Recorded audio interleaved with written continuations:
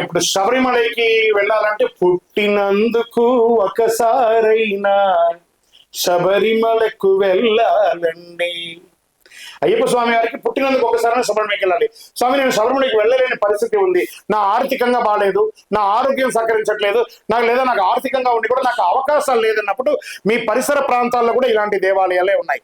ఆ దేవాలయంలో ఉన్న 18 బడి శబరిమల 18 బడి వేరు కాదు. ఆ దేవాలయ గర్భాలయంలో ఉన్న అయ్యప్ప శబరిమల అయ్యప్ప వేరు కాదు. కాబట్టి పక్కన ఉన్న దేవాలయంలో అనివార్య కారణాల వల్ల పక్కన దేవాలయాల్లో ఇరుముళ్ళు ఇవ్వచ్చు. ఇప్పటికీ ఉభయ తెలుగు రాష్ట్రాల్లో కొన్ని వేల లక్షల ఇరుముళ్ళు పరిసర ప్రాంతాల దేవాలయాల్లోనే ఇస్తున్నారు. మనకు ప్రారంభం అని చెప్పుకుంటే ఒక రకంగా ఆంధ్రప్రదేశ్లో తీసుకుంటే ఇక్కడ చక్కగా ద్వారపుడి అనే ఒక ప్రాంతంలో లక్షల ఇరుముడి ఇస్తున్నారు. తెలంగాణలో ప్రతి చోట, మన భాగ్యనగర్లో దేవాలయం ఉంది, నిజామాబాద్ కానీ, కరీంనగర్ కానీ, ఎమ్మిగుంట కానీ, నర్సంపేట కానీ, మహబూబ్ నగర్ కానీ, ఇలా వనపర్తి ఎన్నెన్నో దేవాలయాలు, నల్గొండ అన్ని దేవాలయాలు 18 బడి ఉన్న దేవాలయాల్లో ఇరుముళ్ళు ఇస్తున్నారు.